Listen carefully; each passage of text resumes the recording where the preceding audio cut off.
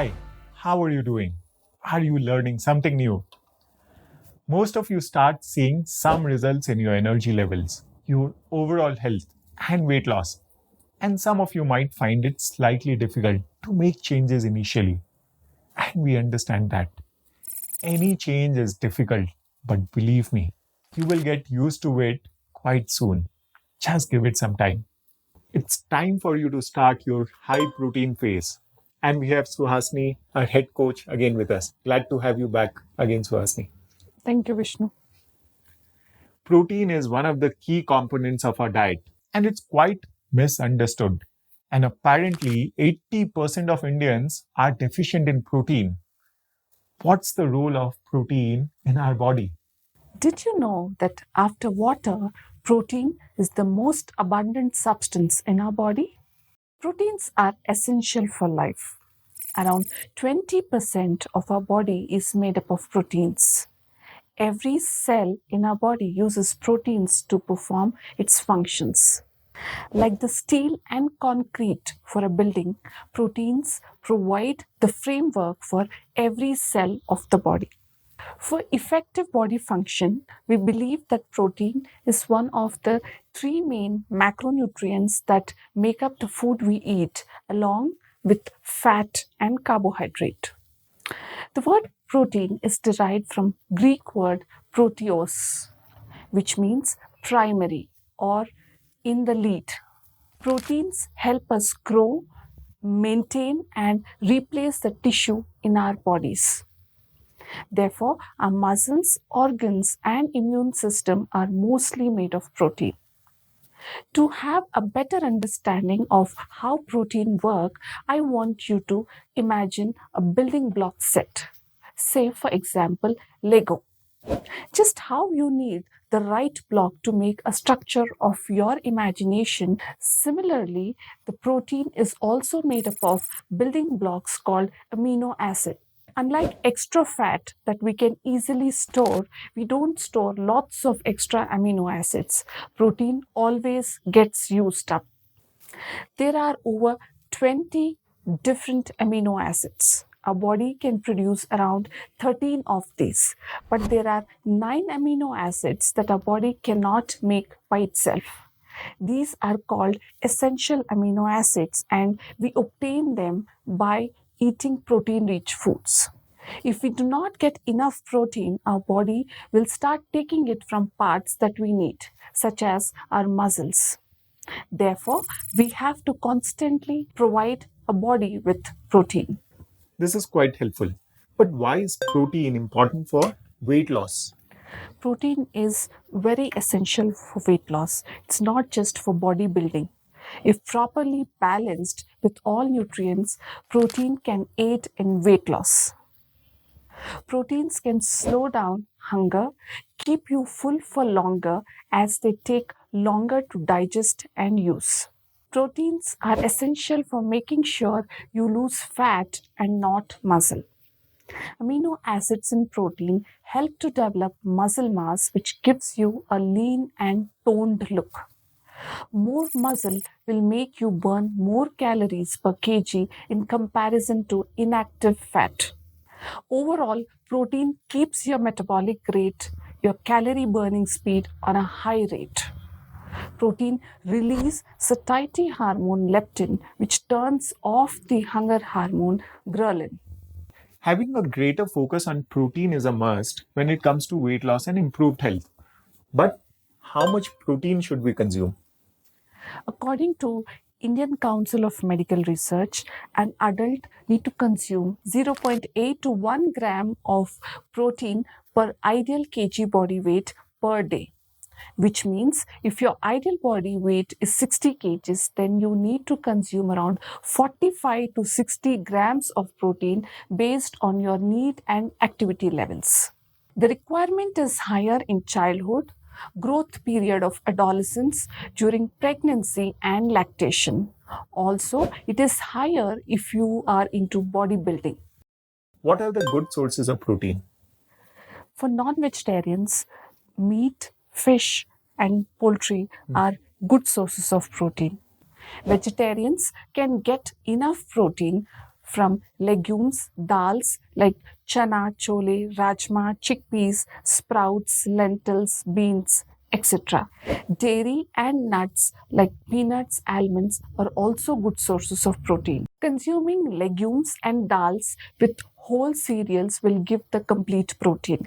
The missing amino acids from cereals and legumes can be covered and make it a complete protein.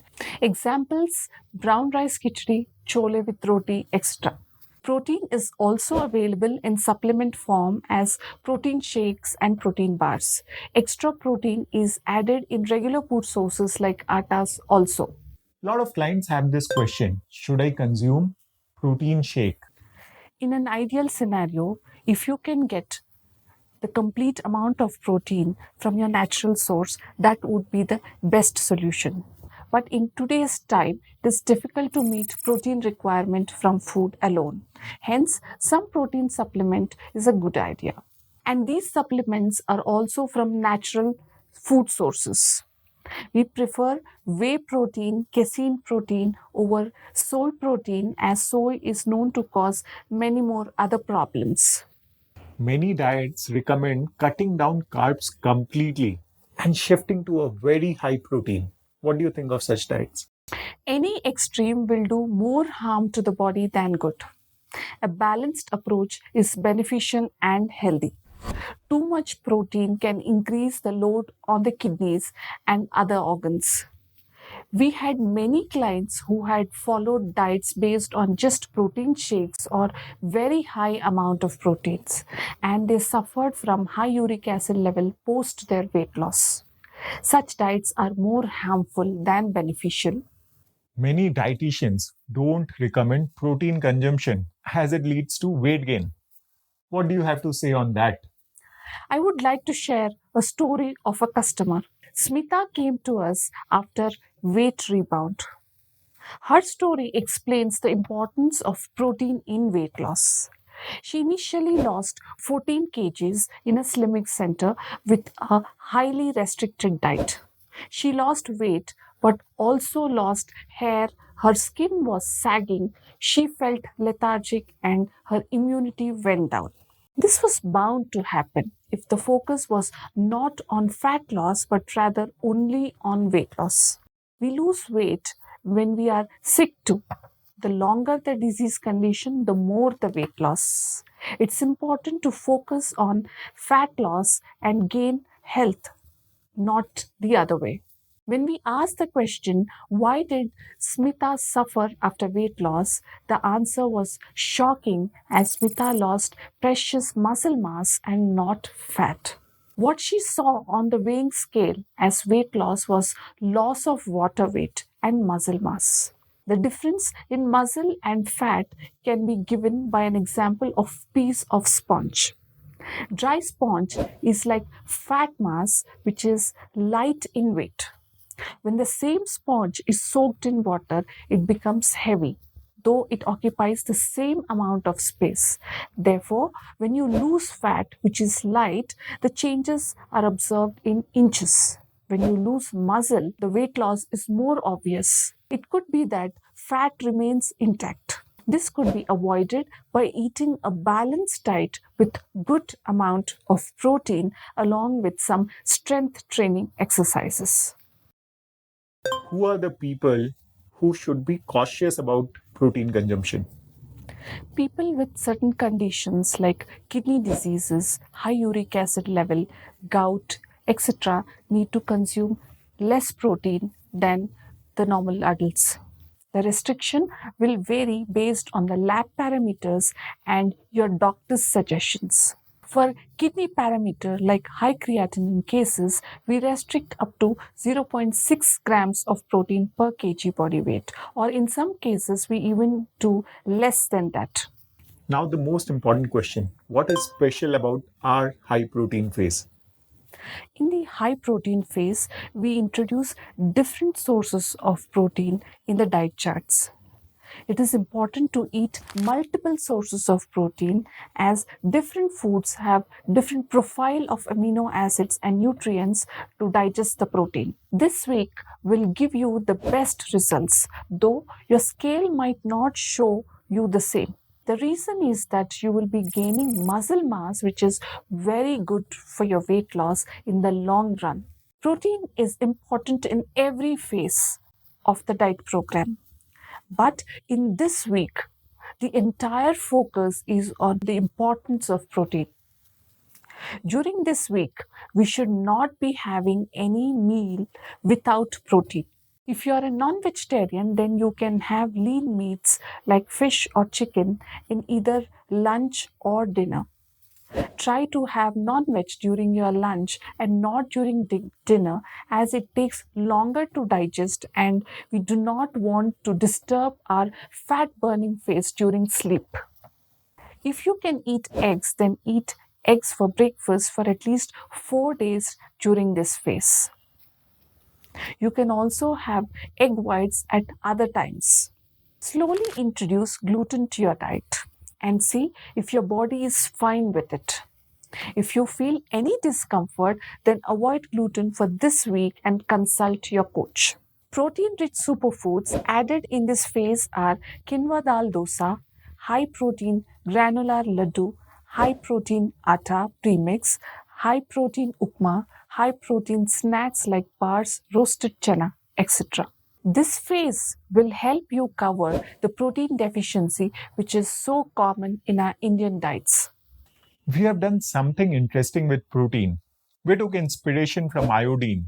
After addition of iodine to salt, nobody talks about lack of iodine now. Similarly, we try and add protein to multiple food items so that you can have more of protein without putting in any efforts. Can you talk about some of our superfoods where we have added protein? Many of our products we have added protein. Example, our upma has 2 times more protein compared to a regular upma because we added pea protein in it. No food company will add such expensive ingredients to their foods. Carbs will cost you rupees 30 to 40 per kg, whereas protein will cost you thousands of rupees. Hence, majority of the food items in the market choose carbs over protein. Similarly, we make our dosa with quinoa and dal, because of which it has 2 times more protein than the regular dosa. Also, in a multigrain high protein atta premix, we added pea protein concentrate and rice protein concentrate. Rice protein is in fact considered one of the best quality proteins. You will never find such kind of formulations in the market because of cost constraints. But for us, cost is not important. Health is. It's better to spend money on health rather than on medicines. Thank you, Suhasini. That was super informative. I hope you have learned something new today. Pledge time again. Keep your hand on your heart and repeat after me. I will eat the right amount of protein to nourish my body. Thank you. See you next time.